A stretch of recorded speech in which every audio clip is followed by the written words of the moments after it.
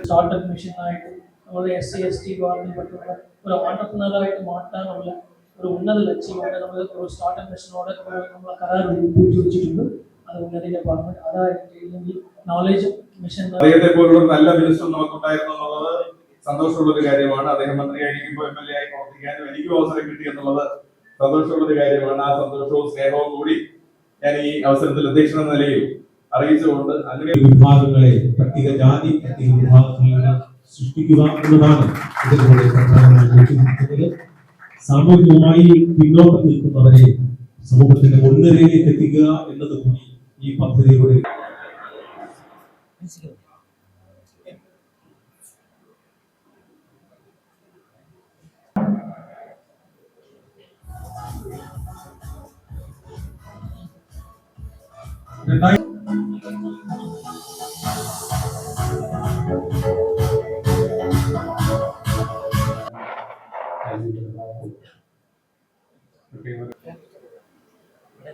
ഏറെ അഭിമാനവും സന്തോഷമുള്ള ഉന്നതി എംപവർമെന്റ് സൊസൈറ്റിയുടെ ഓഫീസിന്റെ നവീകരണ പ്രവർത്തനങ്ങൾ നമ്മുടെ അംബേദ്കറെ നോളജ് സിറ്റിയായി പ്രഖ്യാപിക്കുന്ന ചടങ്ങുമാണ് ഇതിലെ നടക്കുന്നത്. ആദ്യമായി തന്നെ നിങ്ങളെല്ലാവരെയും പരിപാലിക്കുന്ന സംഭവത്തോടുകൂടി ഉന്നതി എംപവർമെന്റ് സൊസൈറ്റി ഓഫീസിന്റെ നവീകരണ പ്രവർത്തനവും നമ്മുടെ ഈ അംബേദ്കറെ നോളജ് സിറ്റിയായി പ്രഖ്യാപിക്കുന്ന ഈ ചടങ്ങിന്റെ ഔപചാരികമായ ഉദ്ഘാടനമോ വളരെ സന്തോഷത്തോടുകൂടി ഞാൻ അറിയിക്കുന്നു. ഞാൻ ദയവായി സംസാരിക്കാൻ ഒരു സന്ദർഭം ഉപയോഗപ്പെടുത്തുന്നു. ഒരുപക്ഷെ മന്ത്രി എന്ന നിലയിൽ ഈ 15ാം കേരള നിയമസഭയിൽ മന്ത്രി എന്ന നിലയിൽ പ്രവർത്തിച്ചതിൻ്റെ അവസാന ദിവസമാവുകയാണ്. കാരണം ഇന്നാണ് ഞാൻ രാജിവെക്കുന്നത്. മന്ത്രിസ്ഥാനത്തുനിന്നും MLA സ്ഥാനത്തുനിന്നും രാജിവെക്കും. എങ്കിൽ മാത്രമാണ് പാർലമെന്റ് മെമ്പറായിട്ട് സത്യപ്രതിജ്ഞ ചെയ്യാൻ പറ്റും. ഇന്ന് രാജിവെച്ചില്ലെങ്കിൽ ഓട്ടോമാറ്റിക്കലി MP സ്ഥാനം ഇല്ലാതാകും. അതായത് നോട്ടിഫിക്കേഷൻ വന്ന് 14ാമത്തെ ദിവസം നമ്മൾ ഏതെങ്കിലും ഒരു സ്ഥാനം രാജിവെക്കും, അല്ലെങ്കിൽ MP സ്ഥാനം ഓട്ടോമാറ്റിക്കലി ഇല്ലാതാകും. അപ്പം അതുകൊണ്ട് ഇന്ന് രാജിവെക്കും. അപ്പം രാജിവെക്കുന്നതിന് മുൻപായിട്ട് ഉന്നതി എംപവർമെന്റ് സൊസൈറ്റിയുടെ ഓഫീസിൻ്റെ പ്രവർത്തനം കൂടുതൽ മെച്ചപ്പെടുത്തണമെന്ന് നമ്മൾ തീരുമാനിച്ചു. നേരത്തെ നമ്മുടെ അധ്യക്ഷൻ ചൂണ്ടിക്കാണിച്ചതുപോലെ ഇലക്ഷൻ നോട്ടിഫിക്കേഷൻ വരുന്നതിന് മുമ്പ് തന്നെ ഇതിൻ്റെ പ്രവർത്തനം ആരംഭിക്കണമെന്ന് കരുതിയാണ്. മറ്റ് പല സാങ്കേതിക തടസ്സങ്ങൾ കൊണ്ടാണ് ഇപ്പം നീണ്ടുപോകുന്നത്. എന്തായാലും ഈ ഇലക്ഷൻ്റെ കോഡ് ഓഫ് കോണ്ടക്ട് എല്ലാം പിൻവലിച്ചതിന് ശേഷമാണ് അടിയന്തരമായി നമ്മുടെ വർക്കിംഗ് ഗ്രൂപ്പ് കൂടുകയും ഇതിനാവശ്യമായിട്ടുള്ള ഫണ്ട് അനുവദിക്കുകയും ചെയ്തത്. അതിൻ്റെ ഫലമായിട്ടാണ് കുറച്ച് വൈകിപ്പോയി. കുറച്ചും കൂടി നേരത്തെ നമുക്ക് തുടങ്ങേണ്ടതായി. എന്തായാലും ലേറ്റായി. എന്നാൽ ഒരിക്കലും നടക്കാതിരിക്കുന്നതിനേക്കാൾ നല്ലതാണ് അല്ലേ? ലേറ്റ് ബെറ്റർ ദാൻ നെവർ എന്നുള്ള ഒരു ചൊല്ലുണ്ട്. കുറച്ച് വൈകിയാണെങ്കിൽ പോലും നമുക്ക് തുടങ്ങാൻ കഴിയുന്നത് നമ്മൾ ഏറെ സന്തോഷമുള്ള കാര്യമാണ്.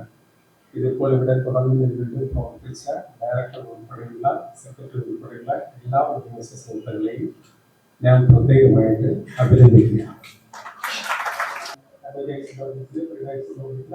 അവർക്ക് എക്സ്പീരിയൻസ് ഉണ്ടാകാൻ വേണ്ടി കൊടുത്തിരിക്കുക, പൈസ കൊടുത്തിരിക്കുക, അല്ലെങ്കിൽ ലോ പഠിച്ചു എന്ന് പറഞ്ഞിട്ട് വെറുതെ ഇരിക്കുന്നു, അത് കൊടുത്തിരിക്കുക. അപ്പോൾ അങ്ങനെ സ്വപ്നം കണ്ട ഏതാറിയുടെ സ്വപ്നങ്ങളെല്ലാം സാക്ഷാത്കരിച്ച ഒരു നാടാണ് നമ്മുടെ എന്നുള്ളത് അഭിമാനപൂർവ്വം ഓർക്കുന്നതോടൊപ്പം തന്നെ ഇന്നത്തെ കാലഘട്ടത്തിൽ നമുക്ക് വളർന്നു വരേണ്ടതിൻ്റെ ആവശ്യകതയാണ് ഈ ഉന്നതി സ്റ്റാർട്ടപ്പും അതുപോലെ തന്നെ നോളജ് സിറ്റിയും അതുപോലെ വിർച്വൽ ഫ്രീ എക്സാമിനേഷൻ സെന്ററും പുതിയ കാലഘട്ടത്തെ പ്രതികരിക്കേണ്ട ശേഷി നമുക്ക് ആർജിക്കും. അതിനുവേണ്ടിയാണ് ഈ ഉന്നതി എംപവർമെന്റ് സൊസൈറ്റി ഓഫീസ് നൽകിയിരിക്കുന്നത്. അതുപോലെ നോളജ് സിറ്റിയായിട്ട് പ്രഖ്യാപിക്കുന്നത്, അതുപോലെ തന്നെ വെർച്വൽ ഫ്രീ എക്സാമിനേഷൻ സെന്റർ പ്രവർത്തനങ്ങൾ ആരംഭിക്കുന്നത്. തീർച്ചയായിട്ടും ഏറെ സന്തോഷം അഭിമാനമുണ്ട്. മന്ത്രി എന്ന നിലയിൽ എന്നോട് ദേഷ്യപ്പെട്ട ആളുകളുണ്ട്. ഈ അങ്ങനെ കിട്ടിയെങ്കിൽ ദേഷ്യപ്പെടുക, കിട്ടിയവർ മിണ്ടുമില്ല. അങ്ങനെയാണ് മനുഷ്യന്റെ ഇന്നും രാവിലെ വെച്ച് ദേഷ്യപ്പെട്ടിട്ടുണ്ട്. അവർ ദേഷ്യപ്പെട്ടത് അവർ കുറ്റം പറയുന്നത് കാരണം കിട്ടേണ്ടത് പറയുന്നതാണ്. അപ്പൊ അങ്ങനെയൊക്കെ ദേഷ്യപ്പെട്ട ആളുകളുണ്ട്, സന്തോഷിച്ച ആളുകളുണ്ട്, നന്ദി രേഖപ്പെടുത്തിയ ആളുകളുണ്ട്. അവരോടൊക്കെയുള്ള നന്ദി ഈ സന്ദർഭത്തിൽ രേഖപ്പെടുത്തിയിട്ടുണ്ട്. ഇത് താമസം കൂടാതെ എല്ലാ കാര്യങ്ങളും പെട്ടെന്ന് നിർവഹിക്കാൻ കഴിയും. കാലതാമസം നമ്മുടെ ഒരു പ്രധാനപ്പെട്ട കാര്യമാണ് കേട്ടോ. കൃത്യമായിട്ടുള്ള ഫോളോ ആക്ഷൻ ഉണ്ടാവും. ഇതിൽ SC മാത്രമല്ല, SC കുട്ടികൾക്ക് കൂടി സൗകര്യമുണ്ടാവാം. പലപ്പോഴും SC സ്കീം മാത്രമാണ്. അത് കൂടാതെ ഒരു കാര്യം ഞാൻ ലാസ്റ്റ് ഡേ ആണ് ഈ കോളനി എന്ന് പറയുന്നത് സംസാരമുണ്ട്. കോളനിക്കാരാണ്. കോളനി എന്ന് പറഞ്ഞാൽ തന്നെ അതിലൊരു മീനിങ് വരുന്നത് സ്ലാബിൻ്റെ അടിമത്തത്തിൻ്റെ, അതായത് നമ്മൾ ബ്രിട്ടന്റെ കോളനി ആയിരുന്നു ഇന്ത്യ. അങ്ങനെ ഓരോ സ്ഥലത്തും കോളനി എന്ന് പറയുന്നത് മേലാളന്മാരുണ്ടായിരുന്നു, അവർ കോളനിയായി തിരിച്ചു. അതാണ് ബ്രിട്ടന്റെ കോളനിയായിട്ട് നമ്മളെ ഒരുപാട് കൊല്ലങ്ങൾ നൂറ്റാണ്ടുകൾ നമ്മളെ അടക്കി വെച്ചു. ആ കോളനി എന്നുള്ള പേര് തന്നെ കേൾക്കുമ്പോൾ ഒരു അപകർഷത ബോധം ഉണ്ടാകുന്നുണ്ടോ? ഉണ്ടാവും. കോളനി എന്ന് വരുന്നതെന്ന് പറയുമ്പോൾ തന്നെ ഒരു അപകർഷത ബോധമല്ലേ. അപ്പൊ നമ്മൾ കോളനി അബോളിഷ് ചെയ്യാൻ വേണ്ടി ഇന്ന് തീരുമാനിക്കണം.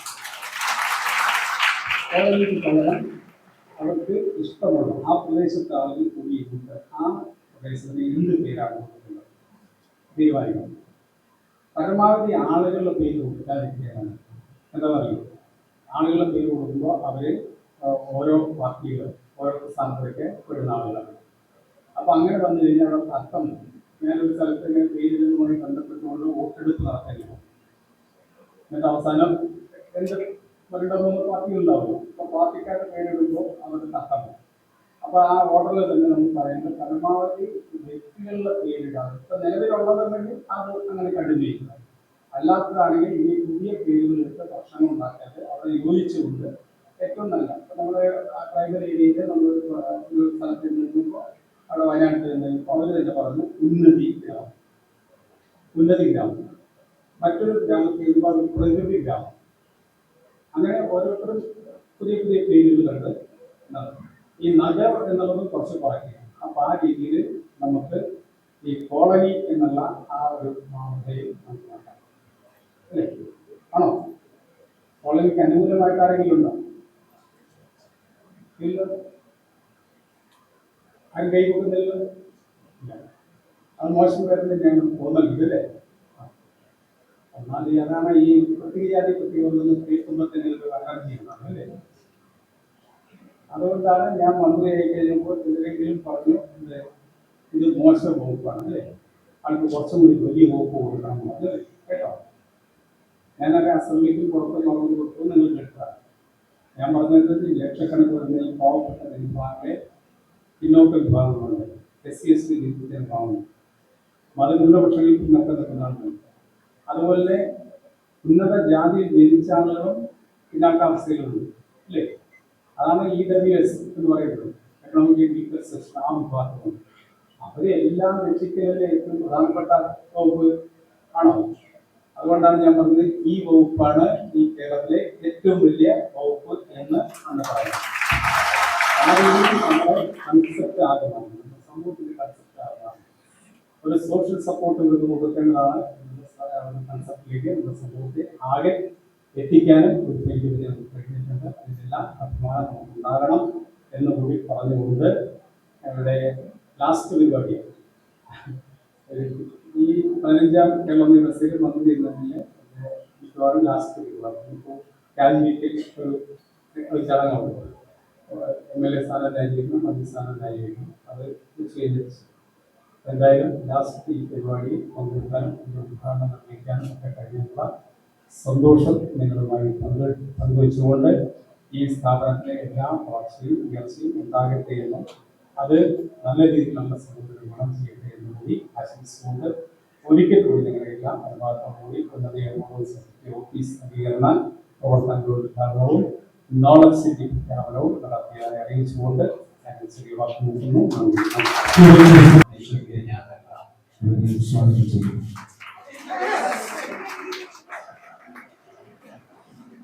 ആലത്തൂർ മണ്ഡലത്തിന് കേരളത്തിൽ നിന്നും തെരഞ്ഞെടുക്കപ്പെട്ടിരിക്കുകയാണ് അദ്ദേഹം. നമ്മുടെ നാടിന്റെ ഏറ്റവും കരുത്തുറ്റ വാക്കുകളായി അദ്ദേഹത്തിന്